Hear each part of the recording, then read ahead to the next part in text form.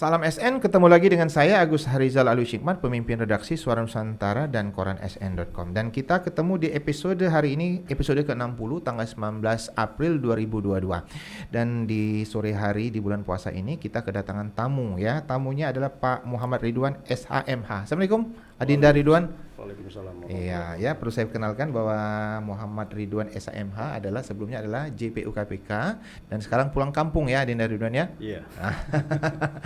Selamat datang kembali ke Bumi Sriwijaya ya. Terima kasih. Dan awal mula kita obrolan, kita mungkin diawali dulu dengan awal mula menjadi jaksa ya. Adinda Ridwan, bisa diceritakan itu? Jadi awal mula saya jadi jaksa itu di awal tahun 2003. 2003. Tesnya itu 2003, saya ikut melamar di Kejati Sumsel. Oh, di Sini Kejati Palembang. Sumsel ya. Karena kebenaran saya memang asli Palembang. Jadi ke Kejati Sumsel, alhamdulillah itu tes yang ketiga. Tes yang ketiga. Sebelumnya saya 2001, 2002 dan Ikut. 2003 ikut lagi. Alhamdulillah baru berhasil masuk Setelah tes yang ketiga kali ya. setelah tes yang ketiga kali. Boleh disebut sini alumni mana Pak Ridwan? Saya untuk S1-nya di Muhammadiyah, Palembang. Muhammadiyah Palembang ya. Dan masternya di mana nih Pak? Di Jayabaya di Jakarta. Di Jayabaya Jakarta. Iya. Dan sekarang balik lagi ke Sumsel ya. Balik lagi ke Di Sumsel. apa ini namanya nih? Di posisi apa sekarang Pak? Saya pada saat ini posisinya di Jaksa Ahli Madya di Pitsus. Di Kejati Pitsus Sumsel. ya. Boleh saya sebut sini bahwa Muhammad Ridwan adalah kelahiran Palembang 30 Juni 1977 ya. Iya. Dan boleh disebut sini cerita karirnya sebelum di Palembang bertugas di mana saja Pak Ridwan? Jadi nyambung tadi awal mula saya masuk di kejaksaan setelah saya berhasil lulus penempatan di Lubuk Linggau Lubuk Linggau ya. sebagai tata usaha. Itu selama 2 tahun. 2004 awal masuk sampai 2006 September saya mengikuti pendidikan jaksa di Jakarta selama 6 bulan. 6 bulan ya. Alhamdulillah setelah 6 bulan pendidikan jaksa kembali lagi ke Lubuk Linggau. Kembali lagi ke Jaksa Lubuk Linggau. pertama di Lubuk Linggau, balik lagi sana. Sampai dengan akhir tahun 2009. Lumayan lama berarti ya? 5 Iya. tahun ya? Hampir 6 tahun sama Hampir 6 timnya. tahun ya? Jadi setelah di Lubuk Linggau saya dipindahkan ke Kejaksaan Negeri Balai Bandung di Kabupaten Bandung. Di Kabupaten Bandung.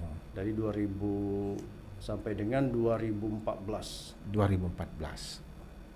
2013 saya mengikuti seleksi untuk menjadi jaksa di KPK. Di KPK 2013 itu ya? 2013 setelah beberapa kali seleksi dan beberapa kali tahapan, alhamdulillah juga akhirnya saya berhasil untuk masuk bergabung dengan teman-teman yang sudah duluan di sana. Oke ya. Di Maret 2014 ada 49 di angkatan saya yang berhasil 49 ya? masuk untuk sebagai JPU di sana JPU ya. dan dilantik pada tanggal 23 Maret 2014. Oh, ada pelantikannya juga ya? Ada pelantikannya juga. Pertama kali menangani kasus waktu di KPK apa itu Adinda Ridwan? Saya menangani kasus itu perkara dengan tim itu Anggoro Wijoyo yang waktu itu lagi rame-ramenya. Setelah Anggoro Wijoyo lalu ada beberapa kasus dermaga Sabang yang di Aceh. Oke ya. Oke. Dari beberapa penanganan kasus yang ditangani oleh Adinda Ridwan, mungkin yang mana yang menguras energi yang paling banyak ya? Atau yang paling capek mengerjakannya? Pada intinya semua pekerjaan itu kalau kita dibuat nyaman, dibuat enjoy, insya Allah nggak terlalu terasa lah capeknya. Nggak terlalu Yang namanya terasa kita ya. Kerja, tim kan, Tim bukan ya. kita sendiri yang kerja. Memang ada beberapa perkara yang memang menguras energi dan tenaga, terutama masalah waktu. Masalah waktu ya. Waktu persidangan, lamanya penanganan perkara. Dan itu di luar jam kerja akhirnya ya? Di luar jam kerja. Sampai Kita di malam. sana itu di KPK itu tidak mengenal waktu sebenarnya, walaupun secara kerja kita 9 jam plus 9 1 jam untuk istirahat, 8 jam Kerja normal ya, 1 1 jam jamnya istirahat, tapi bisa waktunya menjadi panjang ya? bisa menjadi panjang. Sampai malam sampai subuh berarti ya Adindanya? Iya, persidangan itu tidak mengenal Waktu ya. Waktu. Kita pernah sampai jam 4 subuh sidang. Sampai jam 4 subuh. Dari Masih pagi. konsentrasi itu Pak Ridwan ya? Alhamdulillah ditambah dengan nguap-nguap ngantuk. Boleh disebut itu yang sampai jam 4 subuh sidang apa itu? Itu perkara TCW. TCW ya. Bagus Hairi Wardana, Oke ya. adiknya Atut. Agak atur ya. Memang perkara itu mengurus energi juga karena memang banyak kan, ada tiga perkara yang kita gabungkan. Perkara TPK-nya yang di Provinsi Banten, TPK-nya yang di Tangerang Selatan, sama TPPU juga. Dan itu juga berkasnya luar biasa tebelnya. Was tebal ya. Iya. Dan itu banyak timnya ya waktu itu ya. Kalau untuk timnya ada beberapa tim. Tidak satu tim, karena kalau untuk satu tim Tidak selesai ya. bukan tidak selesai sih, Lama selesainya ya? Apa gimana? akan keteteran kita. Keteteran ya. Karena barang bukti juga luar biasa banyak. Luar biasa ya. Uh-uh. Dan berapa bulan waktu itu menyelesaikan penanganan kasus itu Pak Ridwan? Penanganan itu lebih kurang hampir 5 bulan. 5 bulan Mulai ya. dari dilimpahkan. Oke ya. 5 bulan. 5 bulan ya. Dan saya pernah lihat itu di persidangan. Saya juga kan sekali-sekali ke pengadilan negeri ya. Iya. Ada terlihat Pak Adinda Ridwan itu menangani kasus ya. Waktu itu balik lagi ke Sumsel untuk penanganan kasus ya. Kasus apa waktu itu Pak Ridwan? Oh ya, Iya. kita pernah menangani kasus yang OTT yang di Muara Enim. Muara Enim ya. Iya, Heeh. yang di Muara Enim. Dan menurut penilaian Pak Ridwan itu kasusnya lumayan berat atau ringan dibandingkan dengan kasus-kasus yang lain? Pada dasarnya sih sama aja. Sama saja ya. Namanya OTT ya. OTT ya. Karena alat buktinya pun udah, menurut kita udah jelas. Oke ya. Ada barang bukti, ada para pelaku juga. Dan salah satu yang jadi tersangka pada saat itu adalah Bupati Muara Enimnya. Bupati Muara Enim ya. Ahmad Yani. Apa yang mungkin ada perasaan yang tersirat sedikit ya, orang Sumsel tiba-tiba menangani kasus OTT di Sumsel. Bisa diceritakan dah? Ada nggak? Kalau menanganin perkara di kampung sendiri, ya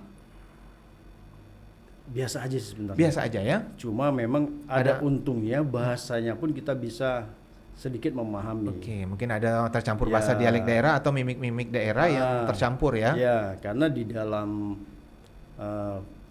sadapan percakapan kan kadang diseringi dengan bahasa-bahasa daerah. Dan kita yang orang sini Jadi bisa tahu ya. memahami. Bisa tahu ya. Ya. Dan juga kita secara pendekatan juga secara kedaerahan bisa kita lakukan. Bisa dilakukan Iya. ya. Itu ya perasaan yang tersirat ya. Iya. Bisa memahami apa namanya? Kultur daerahnya ya. Kultur daerahnya. Oke, kembali yang ke Sumsel ini ya, Pak Ridwan ya. Di Sumsel sekarang mungkin ada beberapa dugaan korupsi yang lagi jalan ya. Di antaranya ada dugaan korupsi Masjid Sriwijaya, PDPDI dan lain-lain ya. Apa komentar Pak Ridwan ya terhadap banyaknya kasus dugaan korupsi di Sumatera Selatan sekarang? Ya, kalau untuk korupsi bukan hanya di Sumatera Selatan ya, saya pikir di Indonesia sendiri kadang kita miris mendengarnya itu. Miris ya. Ya, apalagi ini di kampung saya sendiri ya, di Sumatera Selatan, kayak kasus Sriwijaya, dana untuk pembangunan masjid 130 miliar ya. 130 miliar lebih kurang. Sedangkan fisiknya sendiri tidak terlihat seperti Iya, apa. fisiknya ya. Cuma pondasi ya. Hanya saya lihat hanya sepertinya tuh pondasi ada basementnya sedikit lah itu. Secara fisik kita lihat ya. Miris ya dari seorang Pak Ridwan ya. Iya. Oke ya. Kemudian untuk kasus-kasus yang lain bagaimana komentar Pak Ridwan? Kalau untuk perkara-perkara itu sendiri sih saya belum terlalu memahami ya. Kebenaran saya juga baru ya. 2 minggu. Baru 2 Satu minggu lebih. ya. 1 minggu lebih melapor ke Kejaksaan Tinggi, ke pimpinan. Dan juga saya baru juga mendapatkan perintah untuk segera bergabung dengan teman-teman yang sudah menangani perkara tersebut. Oke ya. Jadi sampai dengan saat ini saya masih berusaha untuk mempelajari, Oke ya. mengejar ketinggalan apa-apa yang sudah dilakukan oleh teman-teman di sana. Tapi secara umum Pak Ridwan miris ya dengan banyaknya kasus korupsi ya. Pasti. Miris ya.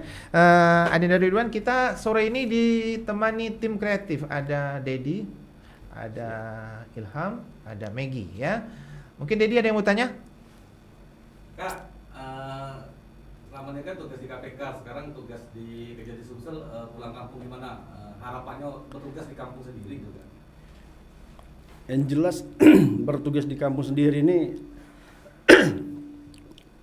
bahagia, ada. Bahagia pulang kampung ya. Karena kita kumpul sama keluarga tentunya kan. Saya 8 tahun pisah 8 sama tahun ya? anak istri. Waduh, Selama lama saya ya. dinas di KPK di Jakarta, anak istri Di sini ya? Di sini di Palembang. Jadi saya yang harus bolak-balik Jakarta Palembang. Dan sekarang pulang kampung ya, kumpul Sekarang lagi ya. pulang kampung, Baru 2 minggu ya. Alhamdulillah sih saya bisa. Sambil bisa juga menikmati kota Palembang secara utuh ya. Iya. Mungkin setelah 8 tahun tinggal ini ya, meninggalkan Sebenarnya sudah lama. Saya 8 tahun di Jakarta, sebelumnya di Bandung 5 tahun. Sebelumnya lagi Lubuk Linggau, dan baru ini saya dinasnya di Palembang di kampung sendiri. Nah, mungkin ada beberapa sudut-sudut kota Palembang yang tertinggalkan ya. Selama 8 tahun lebih ya. Iya. Mungkin ada perkembangan kota Palembang yang selama ini Adinda Ridwan belum ketahui ya. Oke, selain itu hobinya apa nih Adinda Ridwan? Ngomong-ngomong, olahraga atau gimana? Sebenarnya kalau hobi ini ya paling main-main musik, main gitar. Wah, Kalau enggak keren baca ini. koran. Kalau dulu saya sering baca koran. Tapi sekarang sudah mulai kesibukan kan, paling saya baca di online-nya. Di online ya? Mungkin salah satunya koran sn.com ya dibaca. Salah satunya tentunya. Itu dari Dedi juga yang ngirim itu. Oke, Dedi juga ya. Kemudian ada tim kreatif Ilham mau tanya. Iya Pak, mau tanya gimana sih awal mula Bapak menjadi seorang jaksa, kan Abang dulunya cita-cita memang menjadi jaksa atau gimana? Kalau cita-cita menjadi jaksa sebenarnya karena saya backgroundnya di sarjana hukum ya. Iya. Tentunya Basicnya udah ada ya. ya basicnya sudah ada. Untuk menjadi jaksa itu idaman juga lah semua orang. Idaman ya. Tetapi memang orang tua saya kan tentara. Oh itu ya. Tentunya saya pengen juga kan jadi seperti orang tua kan, seperti bapak kan. Jadi inilah Tapi ya. memang ada faktor-faktor yang akhirnya saya nggak bisa untuk ikut seleksi di sana. Pernah ikut tes tapi ya? Belum pernah. Oh belum pernah ya, cuma cita-cita ya. Cita-cita Tapi di kuliah masuk di Fakultas Hukum ya. Fakultas Hukum. Tamat tahun berapa ini kemarin? Saya tamatnya 2002. 2002. Oke, lanjut ya. 2001 tadi saya sempat ikut, tapi jalur ijazah SMA 2002 selesai tamat saya ikut S1, 2003 yang ketiga baru saya ikut lagi, alhamdulillah berhasil. Dan memang cita-citanya ya menjadi jaksa ya. Pastinya. Pastinya ya. Iya. Dan setelah menjadi jaksa suka duka ini pertanyaan umum tapi mungkin ada suka duka. Yang paling dukanya dulu ya. Cerita menjadi seorang jaksa ini. Kalau dukanya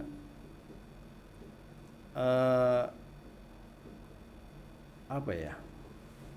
Gak ada dukanya nih Sebenarnya kayak nggak ada dukanya nih kayak.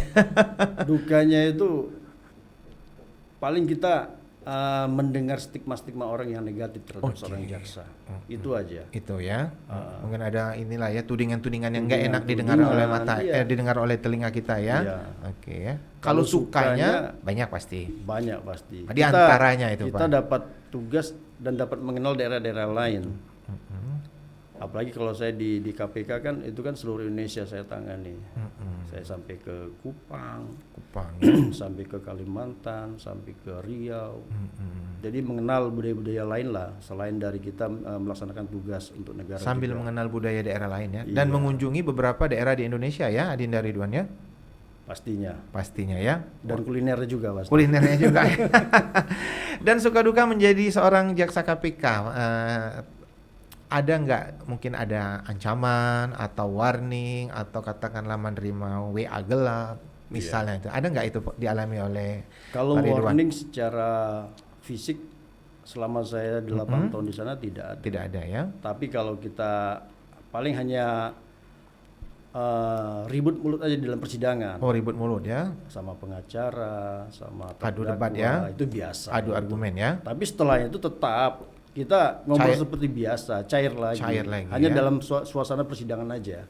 Suasana persidangan. Di luar itu ya antara percaya dan tidak percaya juga ada hal-hal yang mungkin pernah mendengar juga ya, ada di kantor kita itu pernah dikirimin sesuatu lah yang bentuknya mistik seperti mistis itu. ya. Misalnya apa itu Pak Ridwan?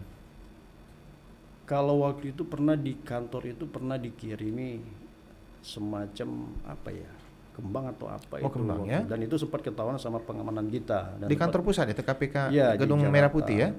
Waktu itu di kantor lama, Oh iya ya. di kantor lama di Cisatu. Sempat ketahuan sama petugas, dikejar tapi udah nggak. Tapi nggak ada pengaruhnya apa-apa ya itunya? Nggak ada perkawinan apa-apa. Karena saya sebagai seorang Muslim melaksanakan tugas itu selalu dengan Bismillah. Bismillah ya. Insya Allah apapun yang ada di depan kita ya terlewatilah. Terlewati lah ya.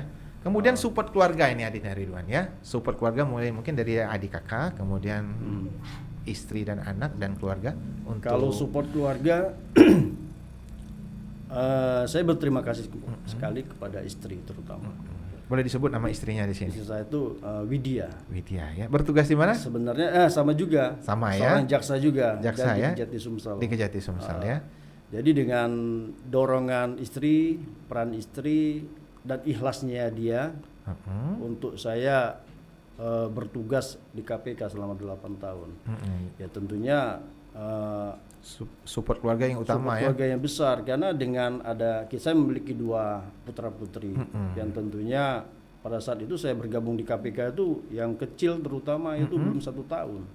Dan sekarang udah Sekarang udah 8 tahun lebih sudah kelas 3 SD. Jadi di perjalanan selama 8 tahun itu ya peran bapak ini, peran seorang ayah ini memang berkurang ya. Iya. Mungkin cuma lewat telepon ya. Jalan telepon, Lewat video paling call kita ya. bisa pulang kan diusahakan 1 minggu sekali atau 2 minggu sekali. Dan itu terasa mungkin ya, mungkin agak apa ya, tiba-tiba agak aneh mungkin ya. Pasti. Dan respon keponakan tercinta gimana setelah papanya pulang lagi kampung halaman? Senang tentunya. Senang Karena ya. beberapa bulan terakhir saya tuh ditanya terus sama anak yang kecil. Sebelum pindah berarti ya? Sebelum saya mengambil keputusan untuk mengakhiri berdinas di KPK. Selalu pertanyaan setelah saya pulang itu selalu kapan ayah kerja di Palembang? Oh gitu, mulai banyak tanya deh ya. Selalu. Terus kalau kita pulang lagi ke Jakarta, kok sebentar betul ya? Kok cepat betul lah ya pulang katanya. Iya. Dan itulah akhirnya yang menjadi salah satu saya mengambil keputusan untuk Pulang lagi. mengakhiri ya. berdinas di KPK dan kembali ke institusi asal saya di Kejaksaan. Di Kejaksaan. Boleh disebut sini yang posisi yang untuk sekarang di Kejaksaan? Saya ditempatkan di Pitsus. Di Pitsus ya. Ya. Ya, Pak Ridwan, ini dengan banyaknya kasus korupsi ya, termasuk di Sumsel ya. Kalau menurut kacamata Pak Ridwan seorang jaksa ya, apa sih yang membuat orang itu hingga terjebak dengan praktik korupsi ini? Korupsi ini kalau kita lihat dari tahun ke tahun ya, kita tangkepi, kita OTT, tetap aja masih banyak yang lain juga. Kalau saya lihat ada semacam salah satu mungkin faktor yang menyebabkan mungkin gaya hidup para koruptor tersebut untuk memenuhi gaya hidupnya. Jadi dengan berbagai macam cara mereka melakukan atau mengambil kesempatan Dan peluang itu ada juga dan ya. peluang itu ada besar di depan mereka. Dan juga mungkin desakan dari pimpinan maupun birokrasi yang menyebabkan mereka Sudah lingkaran ikut ya, campur dalam perbuatan tersebut, penganggaran ya. penganggaran atau dalam hal desakan dari pimpinan yang menginginkan agar disetting lah sedemikian rupa sehingga memunculkan Untuk keuntungan pribadi ya. pribadi. Hingga terjebak ke situ ya. Padahal KPK dan jaksa sering memberikan edukasi ya untuk penanganan tahap awal ya. Iya, pasti. Kan kalau di KPK itu ada namanya pencegahan. Pencegahan ya. Di jaksa juga ada sering biasa dilakukan oleh bidang intelijen untuk melakukan pencegahan juga, seperti salah satunya jaksa masuk sekolah. Di sini kan ada memberikan edukasi terkait dengan korupsi. Jadi mencegah korupsi sejak dini ya. Iya. Kepada anak-anak sekolah Iya. ya. Dan menurut Bung Ridwan cukup berhasil nggak itu pencegahan dari sejak dini itu untuk dilihat kondisi sekarang? Kalau lihat kondisi sekarang ya, karena program tersebut mungkin baru beberapa tahun dilaksanakan, saya rasa cukup berhasil juga. Cukup berhasil ya. Ya karena adik-adik itulah kader-kader kita nantinya untuk yang menjalankan roda pemerintahan di Secara Indonesia bersih ini. ya. Iya. Oke, dalam persidangan tadi saya dengar tadi terselip bahwa ada persidangan sampai subuh ya, jam 4 ya. Iya. Nah, itu tentu menguras energi dan capek juga ya fisik ya Pak Ridwan ya. Nah, bagaimana itu untuk menyeimbangkan antara misalnya waktu makan ya atau waktu ibadah ya Iya. di tengah persidangan seperti itu Pak Ridwan? Kita di KPK tuh alhamdulillah kita didukung pimpinan, operasional juga segala macamnya itu semuanya dipersiapkan. Dipersiapkan ya. Jadi kita hanya menyiapkan fisik, mental aja. Kalau untuk persidangan dari pagi, untuk makannya juga kita ada staf yang menyiapkan, ada yang menanganinya. Sedangkan untuk ibadah sendiri yang kalau sidang sampai Subuh? tengah malam, sampai subuh, kita Tetap bisa teratur tim. ya? Ada Bisa tim kita ya? laksanakan. Jadi persidangan itu dijalankan dengan beberapa anggota ya. beberapa tim. Jadi seandainya ada waktunya sholat, kalau tidak kita mengajukan kepada yang mulia untuk break, mungkin dari beberapa kita ini bergantian. Dan itu juga diizinkan oleh hakim juga biasanya. Jadi diizinkan, jadi satu keluar selesai, nanti satu masuk lagi bergantian. Jadi waktunya itu persidangan juga tidak terganggu tentunya. Oke ya. Kemudian apa harapan dari Adinda Ridwan sendiri ya untuk para pejabat lah ya yang mungkin masih coba-coba ya untuk melakukan praktek korupsi ini ya? Iya. Mungkin ada harapan dari Adinda Ridwan ya? Ya, harapan saya sih cukuplah, Cukup ya, gunakan uang negara tersebut buat pembangunan sesuai fungsinya ya. sesuai dengan fungsinya. Pikirkan anak istri, seandainya itu seorang ayah, seorang suami. Tentunya yang akan menderita itu bukan yang bersangkutan sendiri, tetapi keluarga juga. Keluarga, nama baik ya. Nama besar keluarga, kondisi psikis anak, kondisi psikis istri ataupun suami, tentunya akan ikut juga Terganggu ya. terganggu pastinya. Karena mungkin praktek korupsi itu dilakukan oleh anggota keluarga ya. Tentunya. Jadi yang akan menderita itu bukan cuma yang melakukan saja, Dan tapi selamanya keluarga pun selamanya ya nama baik ikut. ya. Dan itu stigma seorang Koruptor pelaku korupsi itu akan tetap melekat ya. tetap akan didengar orang. Tetap Karena zaman sekarang apalagi media sosial ini terlalu gampang untuk mencari berita-berita. Jejak digital ya. Jejak digitalnya. Begitu gampang ya. Misalnya Begitu gampang. menulis nama A muncul ya. Oke ya. Kemudian di ujung obrolan ini kita sudah berapa menit itu si Maggie? 24 menit ya sudah di ujung obrolan ya. Biasanya itu ada pesan, kesan atau harapan dari tamu yang hadir atau tokoh yang hadir. Karena Pak Ridwan itu bergerak di jaksa yang menangani banyak kasus korupsi ya. Mungkin saya harapkan kepada adik-adik yang lebih muda ya, kepada generasi muda untuk tidak korupsi. Silakan Pak Ridwan. Untuk adik-adikku, pergunakan waktu ini dengan sebaik-baiknya tentunya. Dalam dunia pekerjaan, terutama dalam dunia penegakan hukum, banyak faktor yang menyebabkan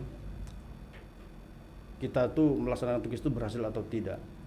Tentunya dengan bagi yang beragama Muslim, tingkatkan keimanan, karena itu salah satu faktor yang tentunya akan mengarahkan kita mau berbuat kemana. Ataukah kita mengikuti aturan yang sudah ada, ataupun nanti melenceng, berbuat tidak baik. Berbuat tidak baik ya. Iya. Oke, penikmat Lensa SN, jangan lupa untuk like, comment, share, dan subscribe kanal YouTube Lensa SN biar informasi dari kanal YouTube Lensa SN tetap tersebar merata di bumi Sumatera Selatan. Demikian dari saya. Wassalamualaikum warahmatullahi wabarakatuh. Waalaikumsalam.